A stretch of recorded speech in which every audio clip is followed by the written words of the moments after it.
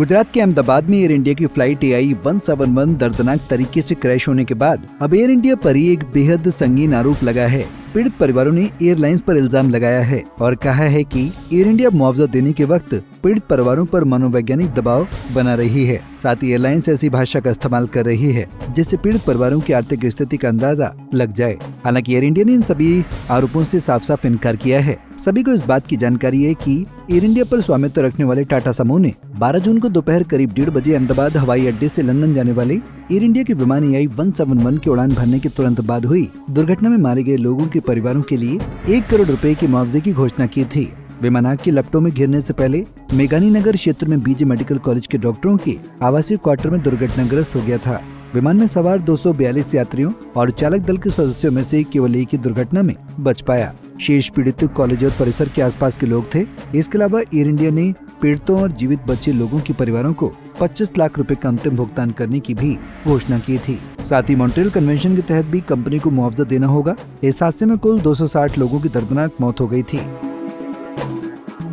अब जब पीड़ित परिवारों को मुआवजा देने की प्रक्रिया शुरू हुई है तो कई पीड़ित परिवारों ने एयर इंडिया पर गंभीर आरोप लगाए हैं।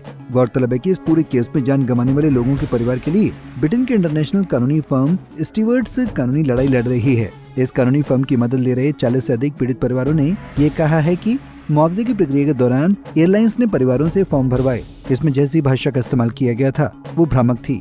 इसके तहत एयरलाइन इन तमाम लोगों से उनकी फाइनेंशियल डिटेल्स जानना चाह रही थी, लेकिन ये सवाल सीधे सीधे नहीं पूछे गए थे, बल्कि फॉर्म में भाषा को तोड़ मरोड़ कर पेश किया गया था। पीड़ित परिवारों का ये भी इल्जाम है कि उन्हें शक है कि कहीं एयरलाइंस भविष्य में इस सारी जानकारी का इस्तेमाल उनके खिलाफ कर सकती है। इंटरनेशनल कानूनी फर्म स्टीवर्ड्स के लॉ पार्टनर पीटर नीनन का कहना है कि मुश्किल समय में एयर इंडिया पीड़ित परिजनों का शोषण कर रही है। एयर इंडिया की तरफ से पीड़ित परिवारों में बांटी गई प्रश्नावली काफी जटिल है। इसमें पेचीदा कानूनी भाषा का इस्तेमाल किया गया है जिसे कोई भी आम शख्स नहीं समझ सकता है। सबसे हैरत अंगेज बात यह थी कि फॉर्म में पूछा गया था कि क्या मृतक पर फॉर्म भरने वाले व्यक्ति की आर्थिक निर्भरता थी। ये बात बेहद गंभीर है। हमारे क्लाइंट्स को बगैर किसी कानूनी सहायता की इस फॉर्म को भरने के लिए कहा गया था। कई परिवारों ने इसे गर्मी में खुले में बैठकर भरा।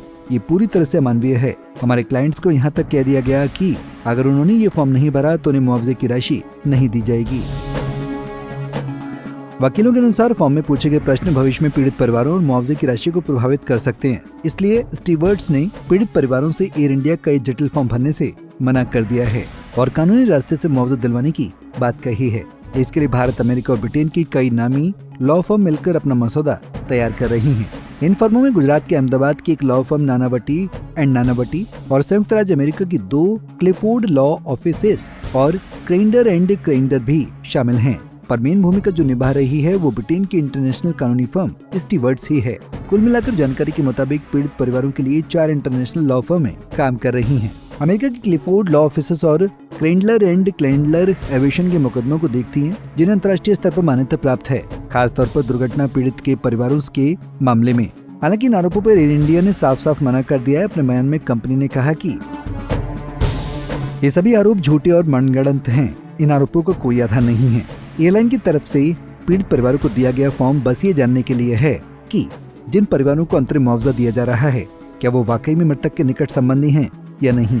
एयर इंडिया के बयान में आगे कहा गया कि हम समझते हैं कि इस प्रक्रिया में कुछ औपचारिकताएं जरूरी हैं, लेकिन हम हर परिवार को पूरा समय और भरपूर सुविधा उपलब्ध करवा रहे हैं। ये गलत है। हमारी तरफ से कोई जोर जबरदस्ती नहीं की जा रही है। एयरलाइन ने ये भी साफ किया कि फॉर्म ईमेल या इन पर्सन दोनों माध्यमों से भरे जा सकते हैं। किसी के घर जाकर फोर्स करने की बात सरासर झूठी है। एयर इंडिया के मुताबिक अभी तक 47 पीड़ित परिवारों को अंतरिम भुगतान किया जा चुका है और 55 अन्य मामलों में दस्तावेजों की जांच की जा रही है। खैर, इस पूरी घटना ने एविएशन इंडस्ट्री पर गहरे सवाली निशान लगाए हैं। आम जनमानस में सवाल गहरा गए हैं कि अगर एयर इंडिया का ऐसा रवैया है तो क्या वो सही है। कई मीडिया रिपोर्ट्स के मुताबिक तीनों इंटरनेशनल लॉ फर्मों का मानना है कि एयर इंडिया का ये रवैया जिम्मेदारी से भागने जैसा है। तीनों लॉ फर्मों के वकील चाहते हैं कि सारे मुआवजे की प्रक्रिया पारदर्शी हो और पीड़ित परिवारों को लीगल सपोर्ट उपलब्ध करवाई जाए। इस पूरे केस की जांच जारी है, पर ब्रिटेन के इंटरनेशनल कानूनी फर्म स्टीवर्ड्स के वकीलों का कहना है कि अगर ऐसा ही चलता रहा तो बहुत ही जल्द अदालत में याचिका दाखिल कर एयर इंडिया, बोइंग और अन्य जिम्मेदार पक्षों के खिलाफ सख्त से सख्त कार्रवाई की मांग करेंगे। स्टीवर्ड्स की चेतावनी से तो ऐसा ही लग रहा है कि इस पूरे विवाद का अगला चरण अब कोर्ट से ही तय होगा। अगर कोर्ट में ये पाया गया कि एयर इंडिया ने वाकई में पीड़ित परिवारों पर दबाव बनाकर दस्तावेज भरवाए हैं तो ये न सिर्फ एयरलाइन के लिए बड़ा झटका होगा बल्कि भारत में एविएशन रेगुलेशन तंत्र पर भी गहरा असर पड़ेगा। Bureau report, Punjab Kesari TV.